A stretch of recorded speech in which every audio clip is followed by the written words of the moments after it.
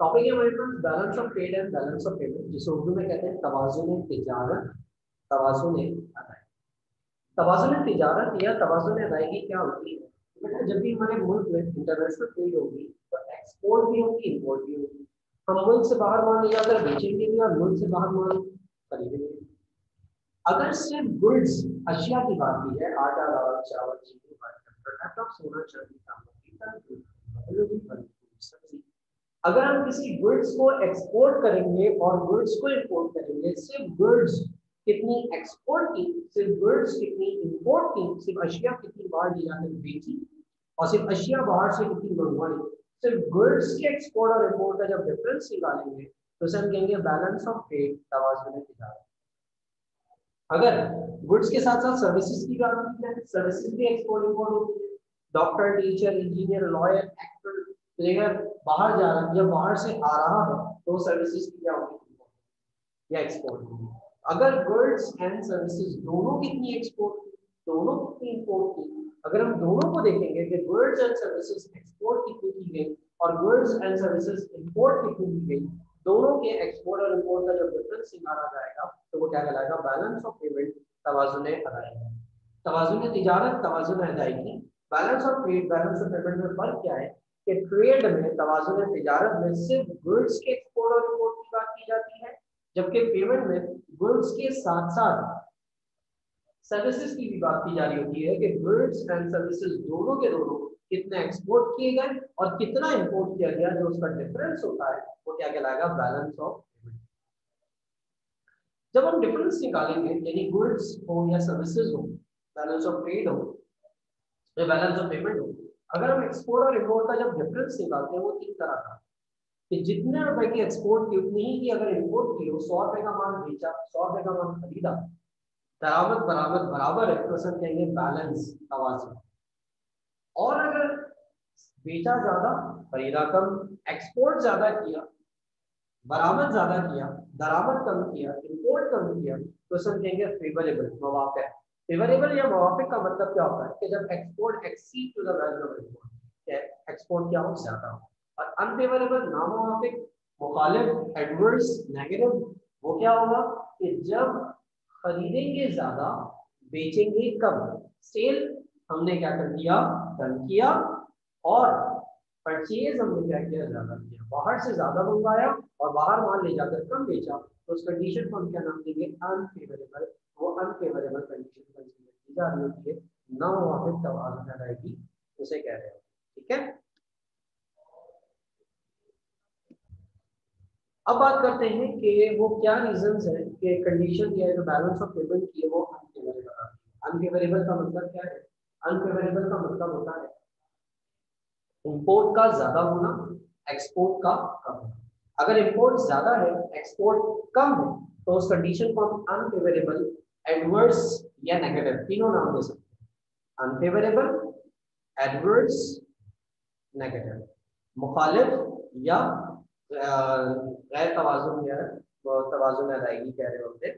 तो ये अगर हो रहा है तो उसकी रीजंस क्या है? मतलब इंपोर्ट ज्यादा है, एक्सपोर्ट कम है, तो क्यों हो जाता है? हमें पता है अगर इंपोर्ट ज्यादा, एक्सपोर्ट कम तो कंडीशन नेगेटिव होगी, तो ऐसा क्यों हो जाता है कि इंपोर्ट ज्यादा हो जाती है, एक्सपोर्ट कम हो जाती है? नंबर वन, उसकी पहली रीजन है इंपोर्ट ऑफ मशीनरी, क्योंकि हम मशीनरी इंपोर्ट करते हैं।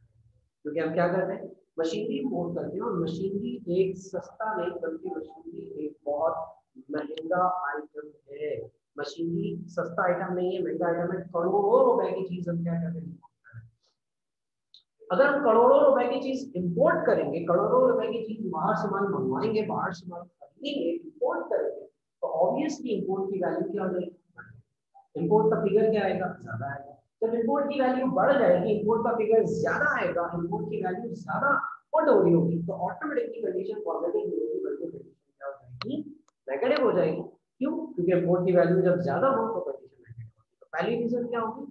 इंपोर्ट ऑफ मशीनरी, क्योंकि हम मशीनरी इंपोर्ट करते हैं, और मशीनरी एक सस्ता आइटम नहीं है बल्कि एक महंगा आइटम है, करोड़ों अरबों रुपए का आइटम है। जब करोड़ों अरबों रुपए की चीज इंपोर्ट करोगे तो ऑब्वियसली इंपोर्ट की वैल्यू क्या हो जाएगी? बढ़ जाएगी, इंपोर्ट की अमाउंट है उसमें इजाफा हो जाएगा, और जब इंपोर्ट की वैल्यू बढ़ जाएगी, इंपोर्ट के अमाउंट में इजाफा हो जाएगा, तो कंडीशन नेगेटिव हो जाएगी। सेकंड है हमारे पास एक्सपोर्ट ऑफ रॉ मटेरियल, खाम माल एक्सपोर्ट करना। पाकिस्तान एक्सपोर्ट करता है, ऐसा नहीं करता, बहुत करता है, लेकिन जो चीज हम एक्सपोर्ट कर रहे होते हैं, जिस चीज को हम ज्यादातर एक्सपोर्ट कर रहे होते हैं, वो होता है रॉ मटेरियल, जिसे उर्दू में कहते हैं खाम माल। खाम माल रॉ मटेरियल सस्ता होता है, फिनिश गुड्स महंगा होता है। लाइक कपास बेचोगे तो सस्ता बिकेगा, वही कपास कन्वर्ट कर दोगे कपड़े में तो महंगा बिकेगा। तो मसला हमारे यहाँ क्या होता है, मसला हमारे यहाँ ये होता है कि इशू हमारे यहाँ ये होता है कि हम क्या करते हैं, रॉ मटेरियल एक्सपोर्ट करते हैं, रॉ मटेरियल सस्ता आएगा। जब सस्ता आइटम बेचोगे, सस्ती चीज बेचोगे, सस्ता आइटम सेल करोगे, तो ऑब्वियसली आपकी जेब में पैसा भी कम आएगा। जब आपकी जेब में पैसा कम आएगा, आपकी जेब में पैसा अमाउंट कम आ रहा होगा, एक्सपोर्ट की वैल्यू कम होगी, तो कंडीशन में क्या हो जाना है, कंडीशन में नेगेटिव हो जाना है। क्यों कंडीशन में नेगेटिव हो जाना है? Because you are exporting raw material, जो कि एक सस्ता आइटम है। जब आप सस्ता माल बेचोगे तो आमदनी आपकी कम होगी, जब आपकी आमदनी कम होगी तो कंडीशन में नेगेटिव हो जाना है, condition will be negative. Third, dependence on agriculture. अगर बहुत ज्यादा ज़राअत पर इंतजार करोगे तो भी कंडीशन एडवर्स नेगेटिव हो सकती है। क्यों? ज़राअत का शोबा बहुत ज्यादा डिपेंड करता है नेचर के ऊपर, मौसम के ऊपर। बारिश ज्यादा हो गई तो मसला हो जाएगा, बारिश कम हो गई तो मसला हो जाएगा, बारिश वक्त से पहले हो गई तो मसला हो जाएगा, बारिश वक्त के बाद हो गई तो मसला हो जाएगा, बारिश नहीं हुई तो भी मसला हो जाएगा। दैट इज व्हाई हम क्या कह रहे थे कि हमारा जो एग्रीकल्चर सेक्टर है बहुत ज्यादा डिपेंड करता है किस के ऊपर, मौसम के ऊपर। तो अगर मौसम खराब हो जाए, मौसम में अगर कोई मसला हो जाए तो हमारा जो वो फसल क्या हो जाएगी, तबाह हो जाएगी। अब जिस चीज को बेचकर हमने सोचा था कि हम पैसा कमाएंगे, वो चीज बेची कोई नहीं, एक्सपोर्ट किया कोई नहीं, उल्टा आपने क्या कर लिया, इम्पोर्ट कर लिया, तो कंडीशन में नेगेटिव हो जाना है। तो तीसरी वजह कंडीशन के नेगेटिव हो सकती है वो क्या है कि बहुत ज्यादा ज़राअत पे इंहिसार, क्योंकि ज़राअत का शोबा बहुत ज्यादा मौसम पे इंहिसार करता है। मौसम जरा सा इधर उधर हुआ, फसल अगर तबाह हुई तो ना सिर्फ हमारी एक्सपोर्ट नहीं हो पाएगी बल्कि हमारी इम्पोर्ट बढ़ जाएगी। नतीजा क्या होगा, कंडीशन में नेगेटिव हो जाना है। Number 4, payment for foreign services, गैर मुल्की खिदमत की अदायगी। अगर हम बहुत ज्यादा गैर मुल्की खिदमत की अदायगी करें, बाहर से बहुत ज्यादा फॉरेन सर्विसेज हायर करें, बाहर से डॉक्टर बुलाएं, बाहर से इंजीनियर बुलाएं, बाहर से एक्टर बुलाएं, बाहर से सिंगर बुलाएं, बाहर से प्लेयर बुलाएं, सर्विसेज को बहुत ज्यादा इंपोर्ट करें, सर्विसेज को बहुत ज्यादा बाहर से मंगवाएं, तो ऑब्वियसली इंपोर्ट की वैल्यू में क्या हो जाएगा, इजाफा। इंपोर्ट की जो वैल्यू है, इंपोर्ट का जो फिगर है, वो क्या हो जाएगा, बढ़ जाएगा। अगर इंपोर्ट की वैल्यू में इजाफा हो जाएगा, इंपोर्ट का फिगर अगर इंक्रीज हो जाएगा, इंपोर्ट का फिगर अगर बढ़ जाएगा, तो कंडीशन क्या हो जाएगी, कंडीशन नेगेटिव। तो दैट इज व्हाई हम क्या कह रहे हैं, पेमेंट फॉर फॉरेन सर्विसेज की वजह से भी हमारे पास जो बैलेंस ऑफ पेमेंट होता है वो पॉजिटिव नहीं रहता, बल्कि वो क्या हो जाता है, अनफेवरेबल हो जाता है या नेगेटिव हो जाता है। Increase in sick industrial units, अगर हमारे पास कमजोर सनतों में क्या हो जाए, इजाफा हो जाए, तो भी कंडीशन क्या हो जाती है।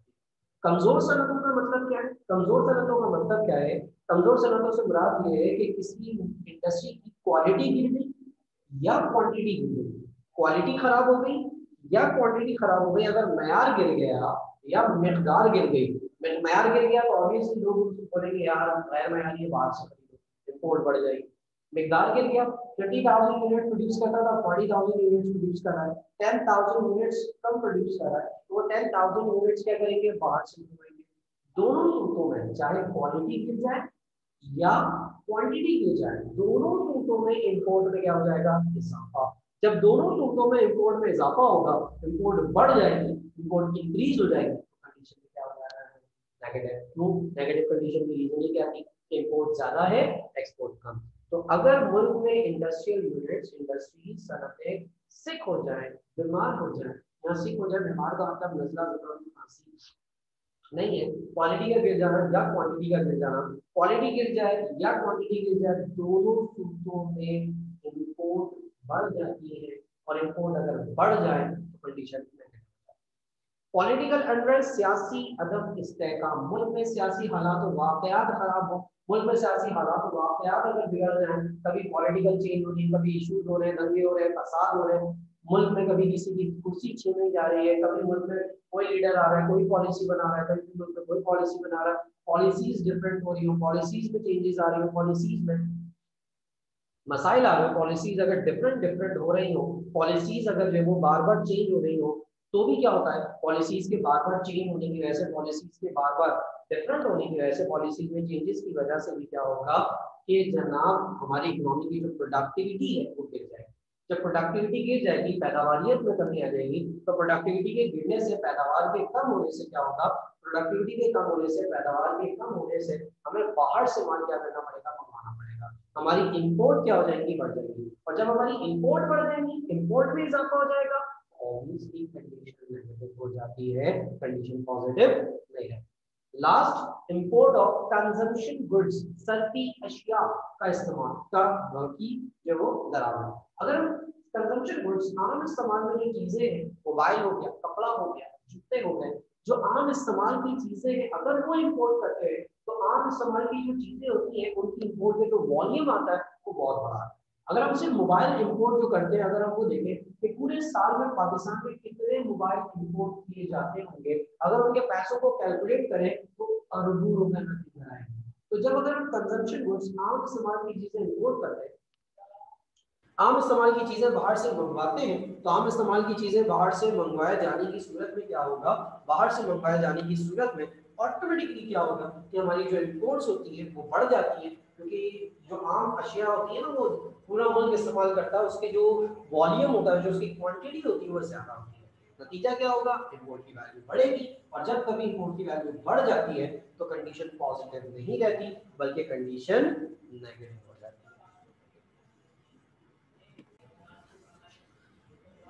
अगर हमारे पास जो बैलेंस ऑफ पेमेंट है, तवाज़ुन अदायगी है, वो एडवर्स, नेगेटिव या अनफेवरेबल आ रहे हैं, तो उसको अगर हमें सही करना है तो सही कैसे किया जाए, वो क्या तरीक़ेकार अपनाया जाए कि कंडीशन हमारे पास एडवर्स ना रहे, नेगेटिव ना रहे, हम अपनी कंडीशन को फेवरेबल कैसे कर सकते हैं, वो क्या सिचुएशंस है, वो क्या क्राइटेरिया है, वो क्या चीज़ें हैं जिसके ज़रिए हम एडवर्स बैलेंस ऑफ पेमेंट को क्या कर सकते हैं, सेटल कर सकते हैं, एडवर्स बैलेंस ऑफ पेमेंट को दुरुस्त कर सकते हैं। तो हम क्या करने जा रहे हैं, डिस्कस करने जा रहे हैं।